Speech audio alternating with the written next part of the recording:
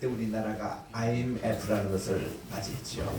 굉장히 나라가 어려울 때 모든 국민들이 금을 이렇게 막 회사에서 그렇게 한 운동에 우리 교포들이 감동을 하고, 그때부터 우리 미국에 있는 모든 한인 교포와 또 미국 사람들에게 한국산 그런 가구부터 자동차 칩 이런 거를 사는 운동을 캠페인을 불러가지고 어마어마한 양의 그러한 것을 한국에서 우리가 주문하고 했습니다. 그 물량이 이렇게 계산을 해보니까 한국에서 그 모은 것의 10배 이상의 그런 것을 이제 했던데, 한국에 오니까 아무도 그걸 알아주지 않더라고요. 그래서 여러분들 좀 알아달라고 이 말씀을 드렸고, 그 해에 이 축복교회가 이렇게 개척이 됐고, 또 우리 4년 전에는 또 코로나가 와서 얼마나 어려웠습니까? 지금도 우리 광목사님께서 그때 후유증으로 지금도 고생하고 계시는데, 그래서 이 축복교회는 여러 가지 환난과 어려운 가운데서 하나님의 축복으로 여기까지 왔다라는 것을 이제 하면서 참 축복을 하고 또 축하를 드립니다. 영상 좀 띄워주시기 바랍니다. 예. 여기는 안 나옵니까? 영상? 예. 안 나오구나. 예. 오늘 제가 부탁받은 강의 제목은 한민족을 향한 하나님의 부르심이라는 제목 가지고 말씀을 드리겠습니다. 이런 유사한 제목을 가지고 지난 4개월 전에 제가 여기 와서 또 말씀을 드린 적이 있고, 또 광 목사님이 오늘 강의 들어보고 반응이 괜찮으면 다음에 또 부르시겠대요. 그래서 제가 조금 남겨두는 그런 강의를 하겠는데, 그 다음 보십시다. 여기에 우리 다음에 우리 한국 이 다음 넘겨주세요. 네. 우리 저는 항상 이렇게 한민족 하면은 무궁화를 생각합니다.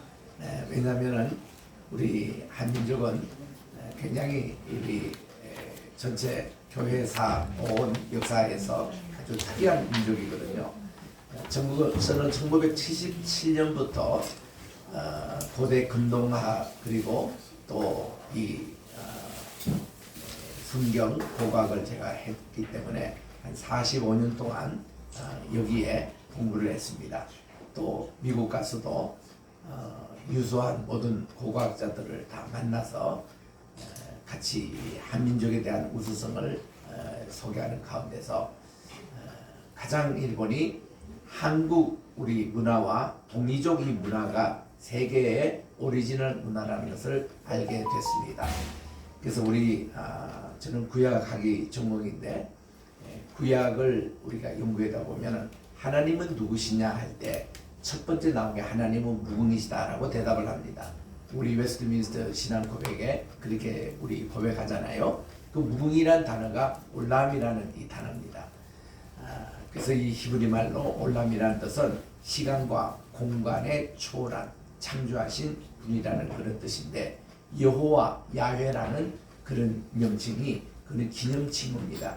그 뜻이 뭔가니 어제도 계시고 오늘도 계시고 영원히 계시는 동일하신 분이라는 뜻이 여호와라는 히브리 말에 그렇게 발음을 합니다. 그래서 이 자체가 뭔가니 올람이라는 뜻이에요. 하나님에 관한 것은 모든 것이 다 올람입니다. 시간도 올람, 또 공간의 개념도 올람, 하나님의 사랑도 무궁한 사랑, 하나님의 언약도 무궁한 언약, 모든 게 그렇게 되어 있습니다. 그리고 우리가 흔히 영생이라고 얘기하는데, 이것도 본래가 무궁한 생명입니다. 킹제임스 바이블에 보니까 하나님이 세상을 이처럼 사랑하사 독생자를 주셨으니 누구든지 저를 믿는 자는 멸망치 않고 이렇게 무궁한 생명을 얻게 한다, 이렇게 나옵니다. Eternal life가 아니고 Everlasting life라고 그렇게 나옵니다. Whosoever lives in him should not perish but have everlasting life라고 이렇게 나와요.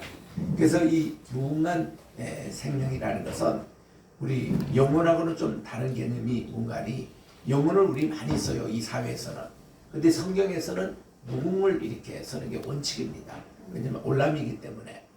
이 무궁과 영혼의 차이는 뭔가니, 이 영혼은 이 무한대 개념이에요. 우리 시간의 개념을 태초하고 종말을 무한대로 연장하는 것을 이거를 영혼이라 그럽니다. eternity. 그런데 이게 이제 아이오나스 헬라 말로. 그런데 이 헬라 철학이 이 히브리 사상하고 다른 점이 전도서 5장 2절에 보면 하나님은 하늘에 계시고 인간은 땅에 계신다. 이 구절을 가지고 이제 가을 파르트가 그가 로마서 강해를 다시 쓰지 않습니까?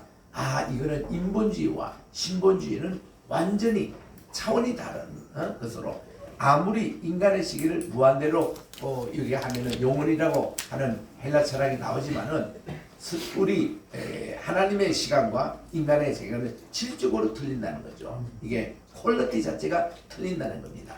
그래서 여기는 하나님께서 무조건 올라함의 세계예요.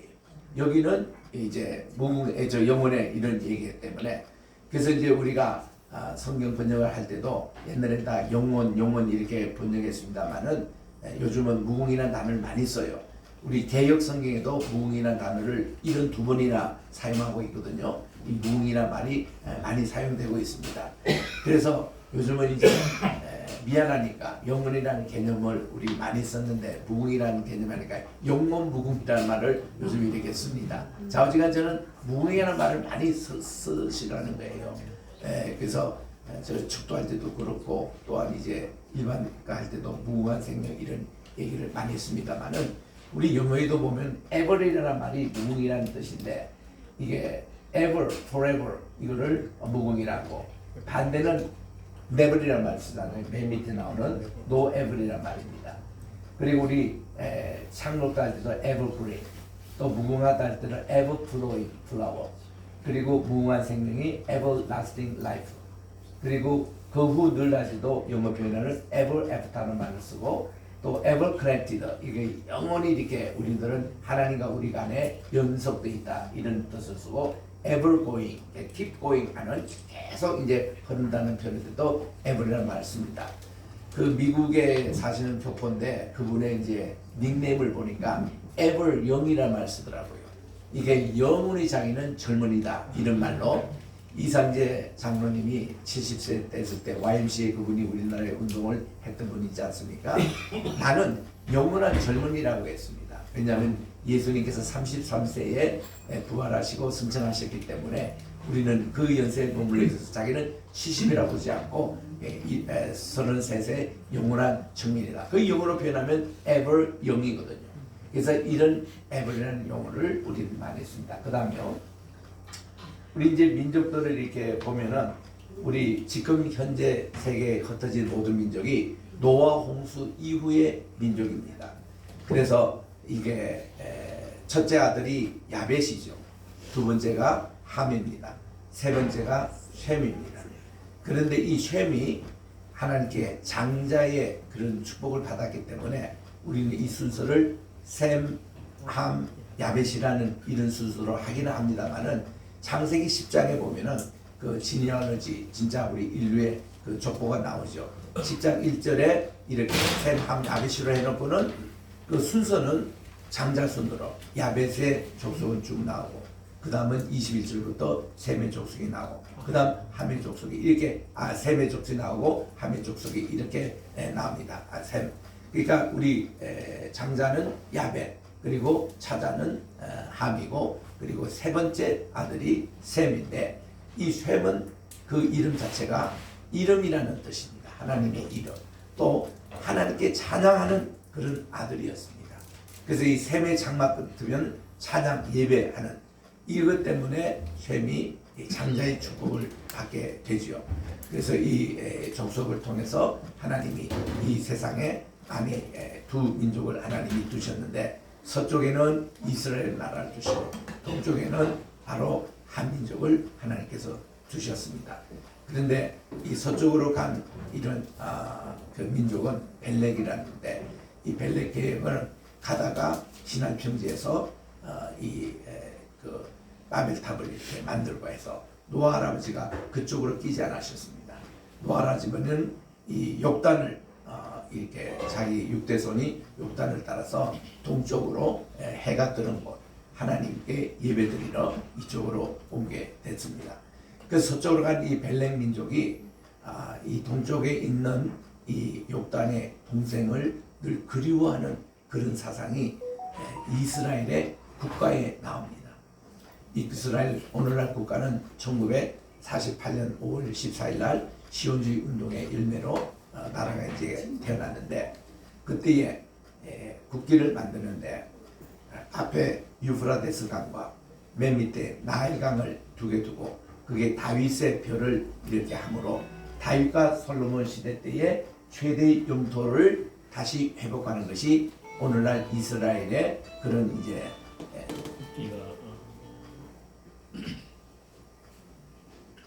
이스라엘의 그 영토가 되자 하는 게 이스라엘 국기입니다. 근데 그게 이제 국가에 보면은 그들의 국가는 티그바라고 희망이라는 그런 뜻을 갖고 있습니다. 이들의 희망의 둘째 줄에 보면은 우리는 동방을 향하여 우리들은 간다는 겁니다. 동방을 향하여. 그 동방을 향하는 게 동방의 끝쪽이 옛날 중국 끝자락이 우리 한반도를 얘기를 하는 것이죠. 우리나라의 이제 그 조상이 여기로 갔던 동방을 향하여. 그게 이스라엘의 국가에 있습니다. 이래서 이런 그건으로 저는 이제 고대 근동학을 전공이기 때문에 그 세계 그 문화의 뿌리 그 유산을 저는 이제 공부를 했거든요. 그거를 하면 하듯이 우리나라가 모든 문화의 뿌리였다라는 것이 결론입니다.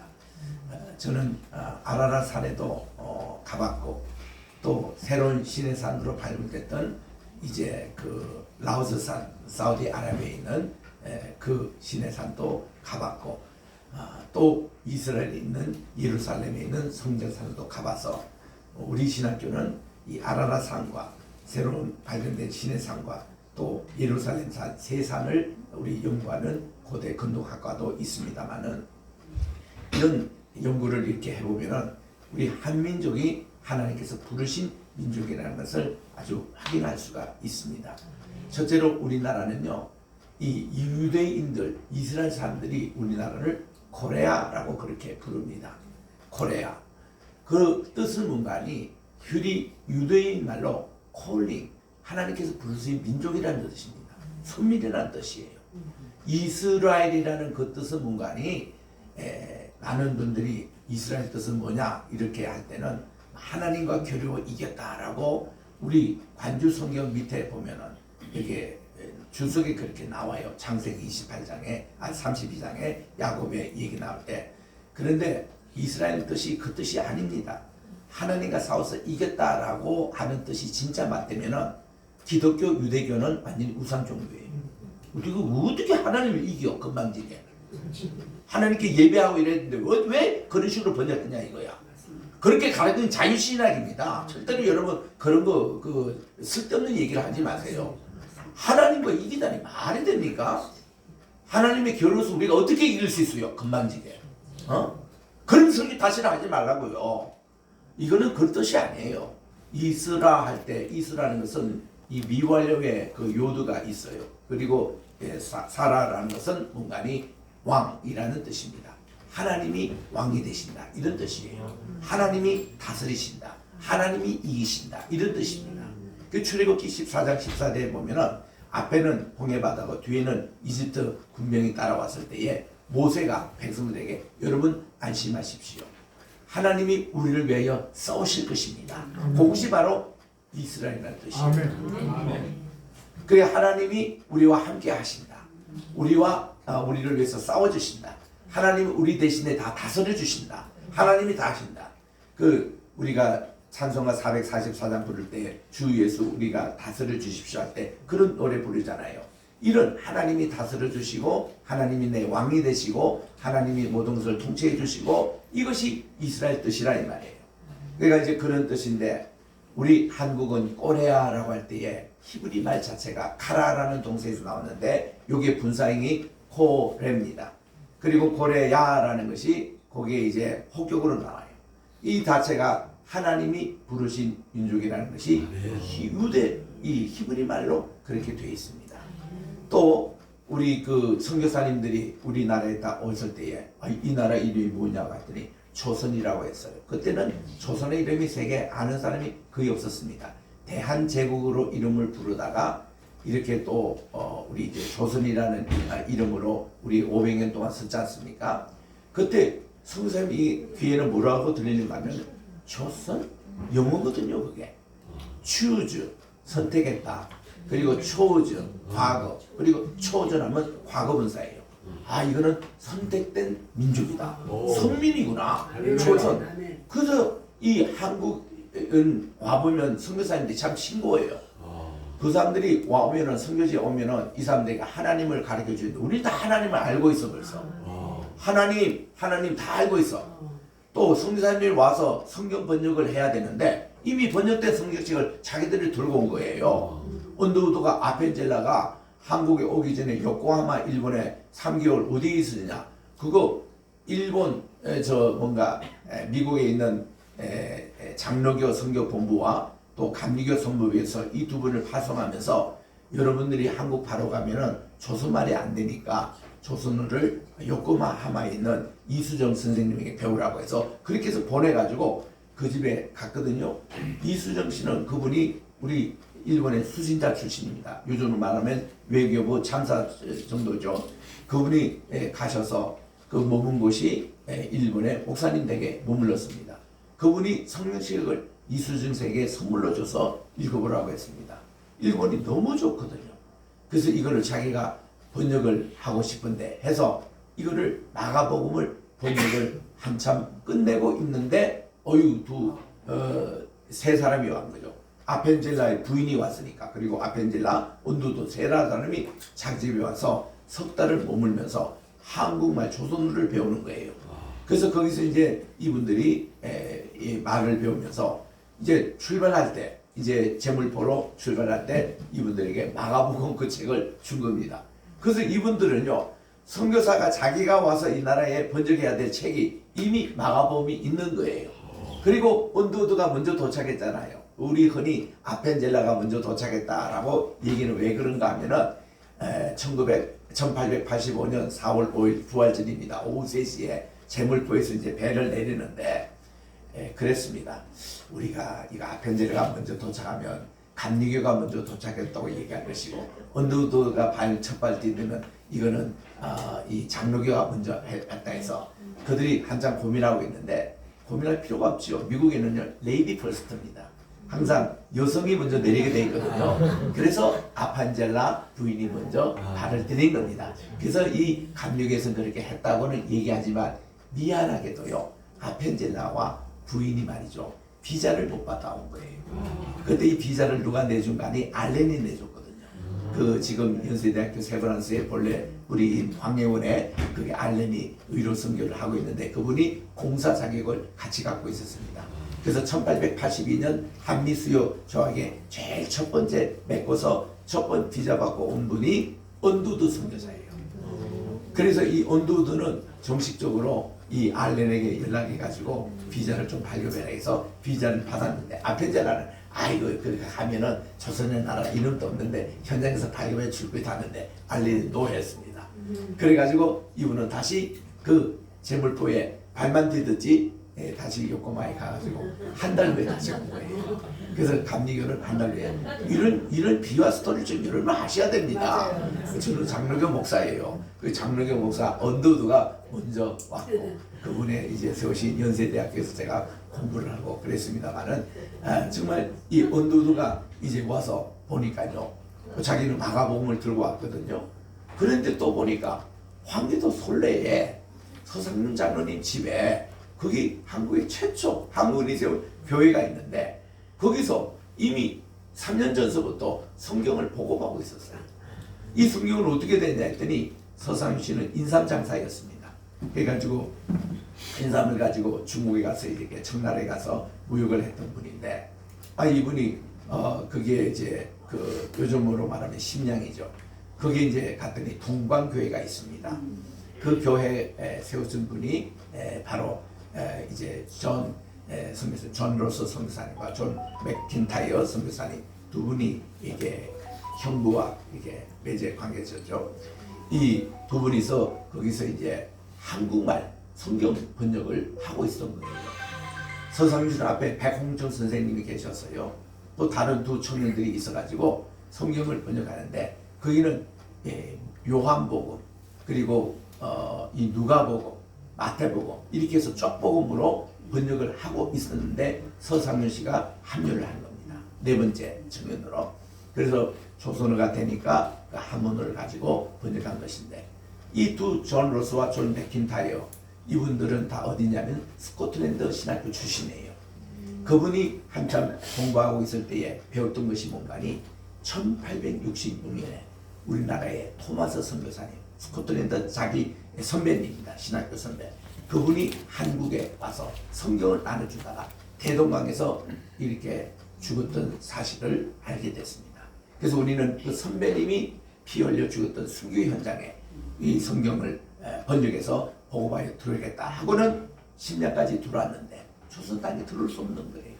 왜냐하면 이거는 대원군의 쇄국 정치 때문에 어떤 서양인이 외국인이 못 들어왔습니다. 그러다 할 수 없이 그들이 그 심양에 동방교회를 세우고 거기서 한국 성경을 번역했는데 거기가 어떤 면에서 한국교회의 어머니라고 할 수 있습니다.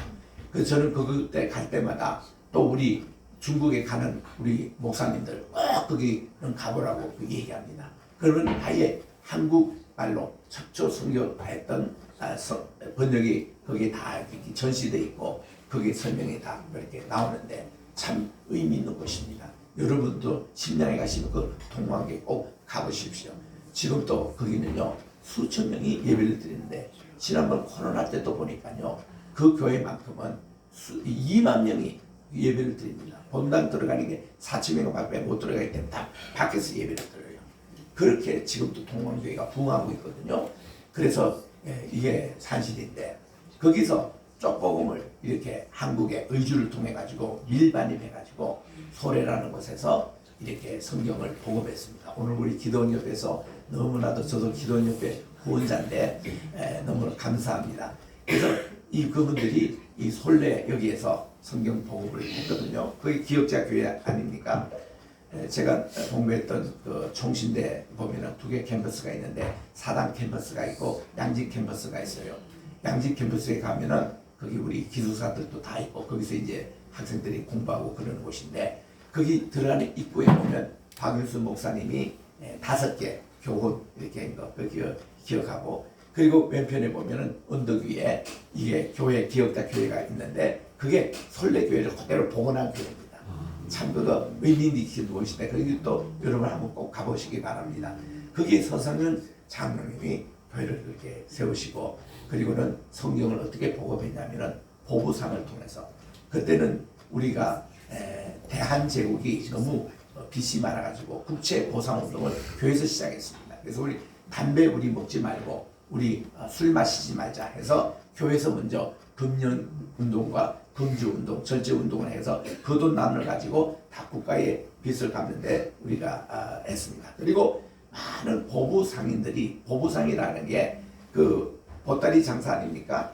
여기 이고 장날마다 장사하는 뜨개질하는 기구, 바늘 기구, 또 우리 기본적인 그런 귀를 이렇게 쑤시는 거, 또 뭐 손톱 깎는 거 이런 거를 이제 한 보따리를 가지고 전국에 다니면서 장사하시는 이분들 밑에 우리 이 솔레교 중심으로 쪽복음을 밑에 다 이렇게 넣어가지고 보부상인들이 다니면서 쪽복음도 나눠주고 이렇게 했던 그런 우리 교회입니다. 그러니까 온도도가 와서 보니까 그게 벌써 다 있는 거예요. 너무 감사하지요. 그래서 이제 마태 선교사님이 그 후에 5년에 도착하셨는데 이미 서울에는 언두도가 다 여기 잡고 있기 때문에 이분은 할 수 없이 평양에 가서 선교를 하게 됐습니다. 평양에 가서 보니까 그 교회를 어디서 좀 세우고 평양신학교를 세웠는데 하고는 가다가 이붕이라는 청년에게 돌에 맞아가지고 이분이 정말 이마에 피가 나고 그랬어요. 그 학생을 불러가지고 경찰에게 처벌하지 말도록 하고 이분을 잘 설득해가지고 자기가 곧 시작하는 이 평양신학교에 1회 이렇게 입학생으로 초청을 했습니다. 그리고는 길선주 이분은 본래가 이게 우리나라의 정말 그 어떤 도교에 아주 능한 분으로 그분은 얼마나 정신 딱 집중하면요 앉아가지고 부 몸이 떠서 천장에 자기 머리가 닿을 정도로 이런 기술을 가지고 있는 길선주 씨였습니다. 근데 그 청년이 예수 믿고 야소교라는 걸 믿고 이렇게 했을 때에 도대체 뭐냐고 네가 어떻게 야소교에 빠졌냐고 나도 한번 관심 있다고 보니까 성경을 읽는데 두 가지 예수님이 나의 죄를 위해서 십자가에 돌아가시고 그 보혈의 능력으로 내가 구원을 받을 수 있다라는 그게 다 와닿고 이거는 다른 데서 찾아볼 수가 없는 그분이 길과 진리와 생명에 그리고 요한계시록에서 이분이 확 깨진 거예요. 그래서 이분은 요한계시록을 그때부터 달달달 외웠습니다. 그리고 돌아가실 때까지 만여해나 요한계시록 가지고만 부흥회를 다녔던 길순주 이분이 또 예수를 믿게 되고 평양신학교에 입학하게 되고 그래서 이렇게 됐는데 자 마태 선교사님이 어느 한 집을 신방을 했습니다. 전도하러 갔는데 보니까 이 성경이 전체 집에 전부 다가 성경책이 막 이렇게 도배가 되어 있는 거예요. 아니 이게 도대체 어떻게 됐냐고 그랬더니 예 제가요 이 토마스라는 고쟁이가 이거 죽으면서 이거를 읽으라고 했고 내가 그 피 묻은 거를 가지고 왔는데 너무 종이가 좋아가지고 우리 집에 도배를 해놨습니다. 이렇게 된다. 그러니까 이분은요 누가 때문에 성경책을 읽은 거예요. 그래가지고 마음에 준비된 것을 전도하니까 이분도 예수를 믿게 돼서 후에 평양신학교 사회 출신하니까 그 자리가 오늘날 장대영 교회가 됐습니다. 이 자리를 바로 장대영 교회로 세우고 바로 그 옆에 평양신학교를 세우고 하나님의 역사가 성경을 통해서 이렇게 나타난다는 거예요. 그 우리나라는요 이 성경가 참 특이해요. 성사님 들어오기 전에 이미 성경책이 번역 다 돼 있었고 이것을 나누고 있었고 하나님 되니까 이미 더 알고 있었고 그런데 누구 다 덕입니까? 노아 할아버지 덕이에요. 왜냐면 우리나라 세우신 분이 노아 할아버지 아닙니까? 노아 할아버지 육손인 바로 이 욥단 이분을 데리고 오는데 이분이 바로 오늘날 우리가 아는 당군 할아버지예요. 그래서는 이 한국의 역사는요 제가 이제 아라라산에서도 가서 국제 심포지움에서 발표를 했습니다만은 이 아라라산은 모든 인류의 고향이다. 여기서 우리 내어서 지금 또 그 세 조각으로 분산된 노아의 방주가 있거든요. 그 방주도 우리가 이제 가보고 했습니다만은 이런 요거에 대한 컨퍼런스가 다음 3월 13일부터 18일까지 홍콩에서 가집니다. 제가 거기도 또 참여해서 또 발표도 해야 되는데 제가 작년에도 홍콩 갔다 왔고 그래서 이 국제 또 심포지움이 가져요. 최근에 또 홍콩팀이 그 노아의 방주에 가서 발견한 걸 가지고 영화로 제작해 가지고 이렇게 하는데 그것도 이제 다큐로 영화 제작했기 때문에 제가 또 뭐 인터뷰한 내용이 있어요. 그것도 이제 거기 영화에 들어갈 거고 이제 이러는데 그거 이제 시험 겸 이제 우리 이번에 또 컨퍼런스 가지는데 그 노아의 방주에 거기 국제 심포지움 10나라에 온 대표자들에게 여기가 바로 인류의 고향입니다 했더니 터키 사람들이 너무 놀라는 거예요. 자기들이 자긍심이 생기고 여기서부터 다시 새로운 역사가 시작됐거든요. 근데 이거를 역사에 뭔가 연결한 점이 누가니 노아입니다. 노아는요 자기 할아버지 무두셀라로부터 역사에 대해서 제대로 교육을 받았습니다. 무두셀라는 누굽니까? 에녹의 아들입니다. 에녹이 65세까지 아들이 없었어요. 65세 아들을 낳았는데 이름을 무두셀라라고 하나님이 지으라고 해서 지은 거예요. 무두셀라의 일문관이 대홍수라는 뜻입니다. 그러면 이분이 대홍수를 준비하는 할아버지였어요. 그래서 이제 무두셀라 자기 이제 아버지 에녹 다음에 이제 그 무두셀라가 이렇게 자기가 하고 아버지는 300년 동안 있으면서 그때 무두셀라가 살아 있을 어릴 때에 아담이 살아 있었습니다. 아담이 930세까지 살았잖아요. 그리고 노아는 950세 때까지 살았잖아요.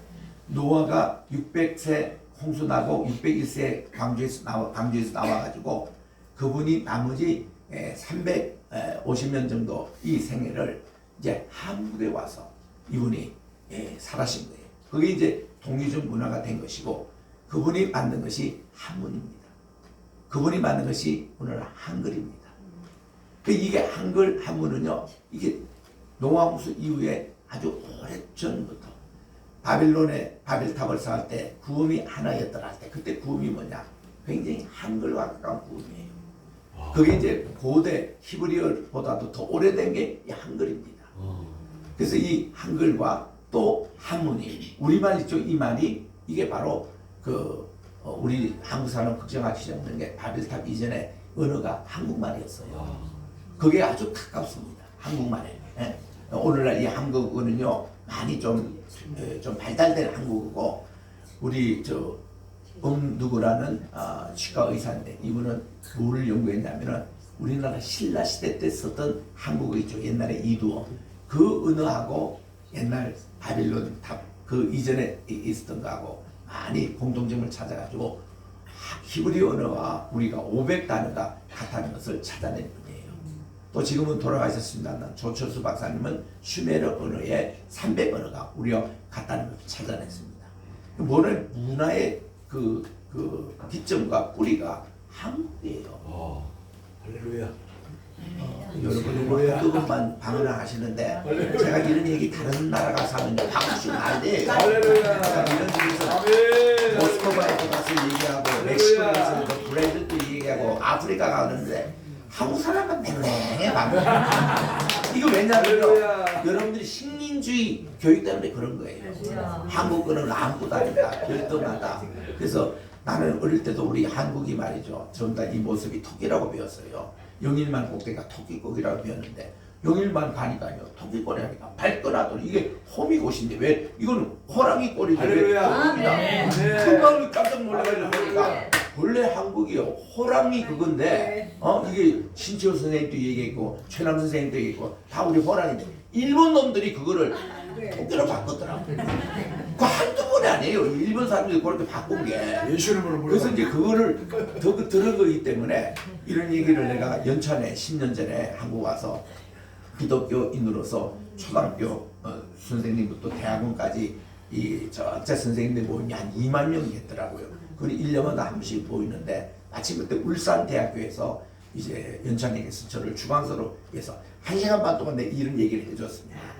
우리 최초의 뿌리가 한국이고 나는 고대 군동을 전공하는 사람이기 때문에 해외에서 다 이걸 조사해 보니까 한국이 다 뿌리를 가지고 있고 이런 내용들을 쭉 얘기하고 한국에는 우리 노아 할아버지가 세우신 고조선 그렇게 됐고 당군이 욕단 할아버지고 이런 걸 쭉 하니까요 선생님들이 난리가 났어요. 자기들은 선생님인데 이런 얘기는 처음 듣더라고요. 당연히 처음 듣죠. 우리는 지금 일본에 퇴색된 식민교육을 받았으니까. 그리고 우리나라의 기독교 흔적은 불교가 다 없애버렸으니까 그런 걸 다시 다 찾아내는 거예요. 아멘. 하는데 쉽게 말하면요 우리나라 절간이 3만 개라고 그래. 3만 개. 미안하지만 절간이 다 교회당이었습니다. 아멘. 저기 신라에 가면은 뭔가 우리 그 신라의 그 경주 불국사 그리고 석굴암 거기 다 기독교 교회당이거든요. 아멘. 그걸 누가 인정하느냐? 지금 현재 주지 사찰도 인정을 하고 있는데요. 아멘. 그 목사님들이 거기 가서 다 이게 교회 자리였고 불당에 이제 웅이라고 붙인 거 있죠. 웅주. 이거는요 한국밖에 없습니다. 대웅전이라고 붙이는 웅전. 그게 아들 자자인데 그 예수님이에요.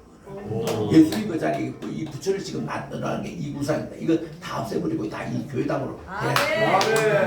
중국사 그 모습과 우리 저 시안에 가보면은 옛날에 경교 교회당이 있습니다. 같아요. 거기서 침례를 줬던 침례탑까지 이게 불교에 있습니다. 다보탑 있죠? 6층으로 되어 있거든요. 그것이요. 오늘 오명이요 설교하셨습니다만 이 접시에다가 떡 5개 있는 게 그게 다보탑입니다. 네, 그리고 또 석굴암 가보면 여기 부처의 그 3가지 트라이걸이라는데 이 성부, 성자, 성령 이게 돼 있고 12제자상이 딱 있어요. 이 불교는 없습니다. 전혀 없습니다. 불교가 이제 예수님의 그 모습. 후광이 있죠? 이거 다 캐톨릭 문화에서 나온 것을 이 아소카 제국에서 그걸 표현했는데 이런 얘기하면 시간이 너무 없습니다. 이제 시간이 다 됐어요. 벌써 28분까지. 그다음 두 개는 뭐가? 그래서 우리 아시아권하고 또 아프리카권하고 유럽하고 요거 앞진 것이 오늘날 바로 팔레스타인 예루살렘입니다. 그다음 여기서 성경의 땅 요것이 옛날에 에덴 동산. 이 옛날에는 이게 다 한 땅이었습니다. 되게 5대양 주도가 이게 노아홍수 때 5대양 주도로 갈라진 거거든요. 그때 에덴 동산의 그 모습이 요게 성경의 땅이고 그 다음 보면은 저 한국 한반도가 이렇게 짝을 이루고 있습니다. 에덴 동산의 서쪽, 동쪽 끝이 한국이에요. 그 다음에요. 한민족의 정체성부터 이제 이거는요. 예수 믿지 않는 분 같아요. 인터넷 자료에서 제가 나온 겁니다. 이분이 이렇게 쭉 하는데 저는 이제 지금 살아계신 김형석 교수님, 그분이 제 철학과의 교수님이셨어요. 제가 첫 번 여름 학교 방학에 만날 때 교수님에게 제가 이번 방학 때 무슨 책을 읽기를 원합니까 했더니 세 권의 책을 추천해 주시더라고요. 근데 세 권이 을류문화세나 한 권입니다. 거기 보면은 세계 문화사라는 책에 세 사람이 저서한 것인데 그게 내용을 쭉 보니까요. 토인비가 세계 4대 문명을 얘기했잖아요. 거기 교과서에 실려 있습니다. 메소포타미아, 또 나일강, 또 인도, 그리고 중국 이건데요. 이분이요 마지막 쓴 것이 교과서에 안 나와요. 뭔가 하면은 이 4대 문명의 뿌리는 동이족에 있다. 이게 나와요. 우리 한국 사람. 여기서부터 열세 문화가 나오는데 그 중에 4대 문명이 꽃을 피웠다. 이게 나오는데 그때부터 내가 이게 한국 문화 이게 어떻게 이렇게 됐는가. 아까 제가 말씀드린 대로 무두셀라가요. 자기가 어릴 때 아담 할아버지가 살아있었어요. 어떤 얘기를 해줬습니다. 이제는 이 세계는 다 홍수로 없어질 것이고 새로운 것을 하는데 그 책임을 노아가 받는데 네가 그거를 육수를 전수해 주라. 그래가지고 무두셀라가 방주를 막 짓고 있는 이 노아에게 어떤 걸 전수해 줬어요. 그것 때문에 오늘날 성경이 남아있는 겁니다. 이분이 남아가 처음 우리 한국에 와서 이거를 전해줬는데 이거를 창세기 1장과 11장에 나오는 얘기를 전하기 위해서 300개 한문을 만든 것을 홍콩에 있는 선교사가 이거를 저술을 했어요. 창세기의 재발견이라고. 그 지금 절반돼서 책이 없어요. 근데 우리 다 갖고 있거든. 영어로 나온 것도 있고 한국어를 번역했는데 거기 보면 300개 한문이 창세기 1장과 11장에 노아 할아버지가 전해준 내용이 나와요. 이 노아를 중국에서는요 주희, 복희 이렇게 전하고 또 이거를 노바라고 이렇게 묘족들은 발음을 합니다. 그분이 이 은나라 어느 때의 전설적인 왕이 바로 노아였다는 것을 중국 사람들이 인정을 해요. 그래서 이런 얘기들 다음에 또 하겠습니다. 마치겠습니다. 기도하겠습니다. 하나님 아버지 오늘도 이렇게 복된 축복교회 또 이렇게 28주년을 맞이해서 감사하는 시간에 또 이렇게 강을 하게 됐습니다. 하나님께서 우리 한민족을 다시 부르고 계십니다. 그래서 우리 한국은 미국 다음으로 세계 3만 명 이상의 선교사를 파송하고 있고 복음을 전하는 이 민족인데 정말 하나님이 이 마지막 21세기의 마지막 후반은 한민족이 세계 충주적인 나라가 되는 것이 점점 이제 조짐이 보이고 이것이 이제 그런 방향으로 나갈 것인데 우리 모두 다가 우리 이 나라를 위해서 기도하고 우리가 애국하고 나라를 사랑하는 마음 가지고 자존심을 가지고 정말 우리 나라를 위해서 우리 한국교회를 위해서 복음을 세계 전하는데 중추적인 역할을 하는 우리 한국인이 되게 도와 주시옵소서. 우리 축복교회 축복해 주시옵기만 예수님의 이름으로 기도합니다. 아멘. 감사합니다.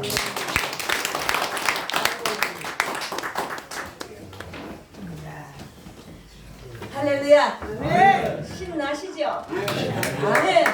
우리가 대한민국 국민으로 태어난 거 하나님의 축복인 줄 믿습니다. 아멘. 이제는 앞으로 할 일이 더 많은 것을 우리가 오늘 강의를 통해서 느끼시고 그리고 우리가 대단한 사람이라는 거 다시 한번 깨달으실 수 있는 축복의 장소가 되기를 원합니다. 1시간 강의해달라 했는데 조금 시간 줄여주셔서 해주셨는데 여러분 너무 아쉽죠? 그냥 이만큼 1%도 안 되는 맛만 보셨잖아요. 네, 그래서 정말 윤석열 목사님 같은 분들은 정말 하나님이 내신 분 중에 한 분. 그리고 정말 우리 이 시대의 대한민국 한국교회를 깨우기 위해서 하나님께서 보내신 석학이라고 생각을 합니다. 아쉽겠지만 혹시나 좀 더 알고 싶으시면요. 목사님 저서가 이렇게 나와 있어요. 제가 소개를 해드릴게요. 한국교회 바른성경기에 주님 어서 오시오 요한계시록 한국교회와 성지순례 지금 이렇게 샘플을 지금 제가 가지고 있는데 여러분 필요하시면 말씀하시면 여러분들께 책을 공급해 드릴 수 있도록 그렇게 하겠습니다. 그래서 안내를 드립니다. 너무너무 수고하셨고요. 어때요? 좋았어요? 네. 하나님 보시기에 좋았더라. 할렐루야. 우리가 보기에도 서로 좋았더라. 아멘. 서로 우리 앞뒤 보시면서 우리 믿음의 형제들이잖아요. 사랑합니다. 축복합니다 하고 한번 우리 같이 인사하십시다. 네, 사랑합니다. 축복합니다. 네, 너무 감사합니다.